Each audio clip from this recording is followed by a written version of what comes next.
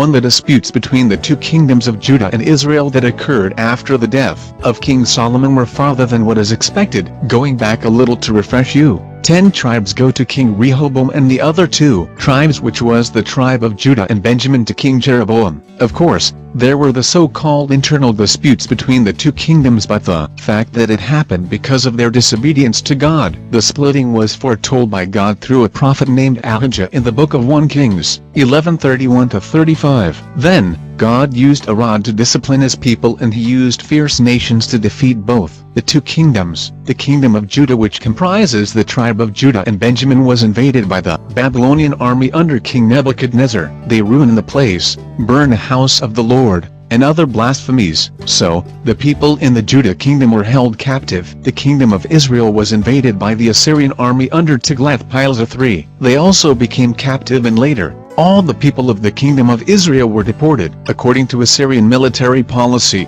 that was the starting point where the 10 tribes got lost, the so-called the lost tribes of Israel that even today, physically, nowhere to be found.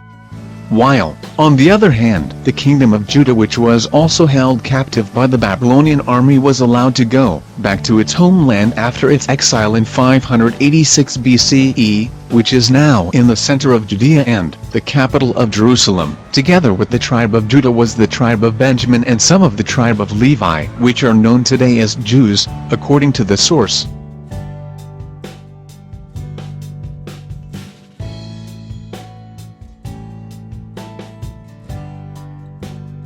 2. On the other hand, the so-called lost tribes of Israel, the 10 tribes who were deported for their exile from Assyria, were scattered to nowhere. Who were they? As we remember, there were 12 tribes of Jacob, and 2 of them were in the kingdom of Judah, the tribe of Judah and Benjamin. Here is the name of the 10 tribes of the kingdom of Israel who got lost in the desert after their exile: Reuben, Simeon, Dan, Naphtali, Gad, Asher, Issachar, Zebulun, Manasseh, and Ephraim. Let us read the book of Nahum 3:18. Thy shepherds slumber, O king of Assyria, thy nobles shall dwell in the dust, thy people is scattered upon the mountains, and no man gathereth them. According to the source, all 10 tribes are nowhere to be found until today. In my own opinion, the 10 lost tribes still exist today, only that they are considered lost since they have no existing particular place that represents their nation, since there was only one place that God gave to their fathers. In the Bible, God has promised to reunite again the 12 tribes. Here is the verse. Jeremiah chapter 30, verses 1. The word that came to Jeremiah from the Lord, saying, To thus speaketh the Lord God of Israel, saying, Write thee all the words that I have spoken unto thee in a book. 3:4. Lo, the days come, saith the Lord, that I will bring again the captivity of my people Israel and Judah, saith the Lord, and I will cause them to return to the land that I give to their fathers, and they shall possess it.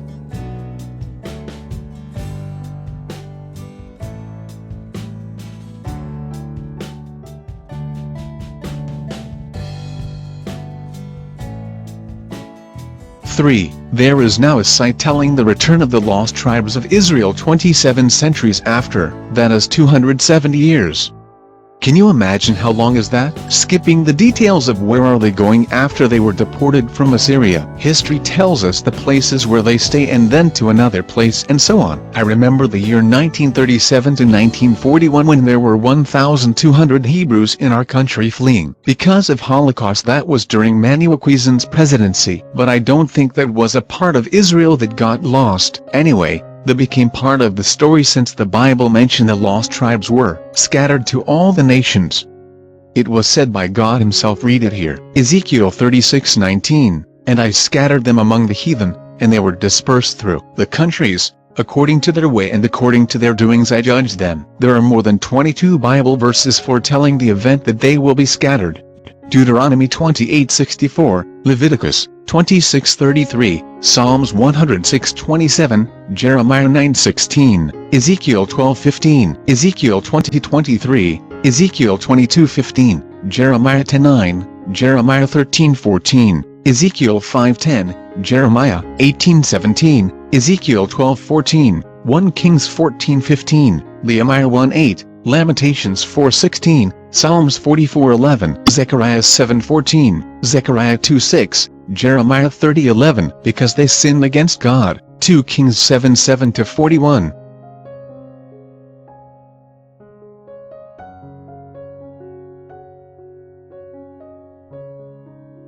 4. There is no exact computation of the number of years between the time of the prophet Jeremiah to the time of Jesus Christ and from Jesus Christ to the time today. We are just to calculate how long, we can just 500 years, or less 1,000 years. The exact number of years from the time the prophet Jeremiah mentioned God his promise that he will reunite his people, both the kingdom of Judah and the kingdom of Israel, Jeremiah 30, verses 1-3. Can you imagine how long was that? But the fact that there were no signs of the return of the other tribes is not even mentioned in social media today. Does it mean that the promise is a failure? No, the promise of God has done when God sent his only begotten Son to do the job, and that was on the cross. Jesus, the real reason to come, is to restore the church which was in the desert that fell down because of their sins. When Jesus Christ mentioned, "I will build my church" in the book of Matthew 16:18, that was the fulfillment of God's promise to reunite his people, not only the kingdom of Judah and the kingdom of Israel but the whole world itself, as there is no more Jews nor Greek, but we are one. Galatians 3:28. To come into one, let us read it here. Zephaniah 3 verses 4-20.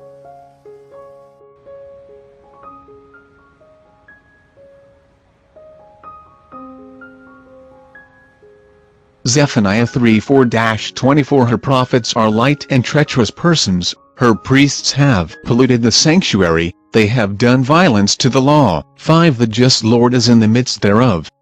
He will not do iniquity, every morning doth he bring his judgment to light, he faileth not. But the unjust knoweth no shame. 6. I have cut off the nations, their towers are desolate. I made their streets waste, that none passeth by. Their cities are destroyed, so that there is no man, that there is none inhabitant. 7. I said, surely thou wilt fear me, thou wilt receive instruction. So their dwelling should not be cut off, howsoever I punished them, but they rose early, and corrupted all their doings. 8. Therefore wait ye upon me, saith the Lord, until the day that I rise up to the prey. For my determination is to gather the nations, that I may assemble the kingdoms, to pour upon them mine indignation, even all my fierce anger, for all the earth shall be devoured with the fire of my jealousy. 9. For then will I turn to the people a pure language, that they may all call upon the name of the Lord, to serve him with one consent. 10. From beyond the rivers of Ethiopia my suppliants, even the daughter of my dispersed, shall bring mine offering. 11. In that day shalt thou not be ashamed for all thy doings, wherein thou hast transgressed against me, for then I will take away out of the midst of thee them that rejoice in thy pride, and thou shalt no more be hardy because of my holy mountain. 12. I will also leave in the midst of thee an afflicted and poor people, and they shall trust in the name of the Lord. 13. The remnant of Israel shall not do iniquity, nor speak lies. Neither shall a deceitful tongue be found in their mouth, for they shall feed and lie down, and none shall make them afraid. 14. Sing, O daughter of Zion. Shout, O Israel. Be glad and rejoice with all the heart, O daughter of Jerusalem. 15. The Lord hath taken away thy judgments, he hath cast out thine enemy, the King of Israel, even the Lord, is in the midst of thee, thou shalt not see evil any more. 16. In that day it shall be said to Jerusalem, fear thou not, and to Zion, let not thine hands be slack. 17. The Lord thy God in the midst of thee is mighty. He will save, he will rejoice over thee with joy. He will rest in his love, he will joy over thee with singing. 18. I will gather them that are sorrowful for the solemn assembly, who are of thee, to whom the reproach of it was a burden. 19. Behold, at that time I will undo all that afflict thee, and I will save her that halteth, and gather her that was driven out.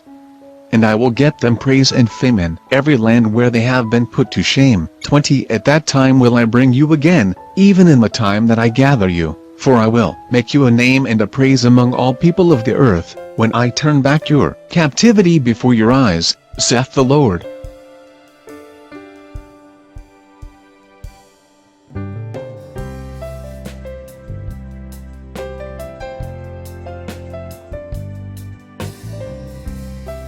5.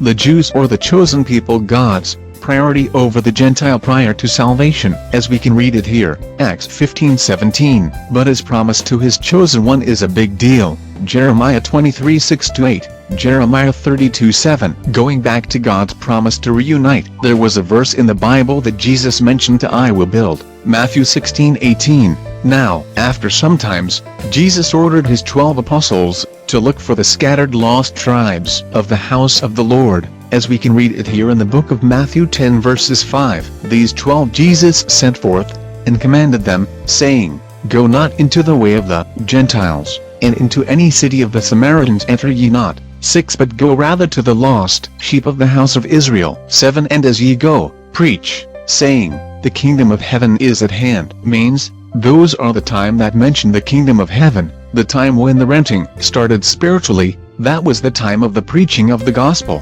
Gospel, therefore, was essential to reuniting both kingdoms and even to the Gentile, as we can read it here. Matthew 24:14. And this gospel of the kingdom shall be preached in all the world for a witness unto all nations. And then shall the end come. As you can see here, from the whole time of Jesus Christ up to now, there was no physical reuniting of the two kingdoms. On the other side, said the preaching of the gospel to all parts of the earth, and then shall the end come. More or less, the reuniting of both kingdoms was possibly done on the cross, as the main reason for the coming of the Lord Jesus is to restore the church that fell, as he said, It is finished, John 19:30.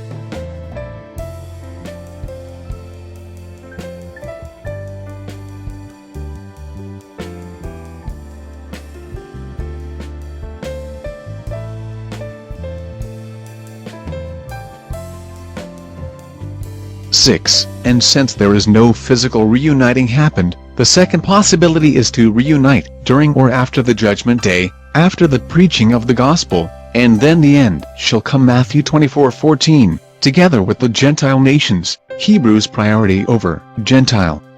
Zephaniah 3:8. Therefore wait for me, declares the Lord, for the day when I rise up as a witness. Indeed, my decision is to gather nations, to assemble kingdoms, to pour out on them my indignation, all my burning anger. For all the earth will be devoured by the fire of my zeal. Isaiah 66:18. For I know their works and their thoughts, it shall come, that I will gather all nations and tongues, and they shall come, and see my glory.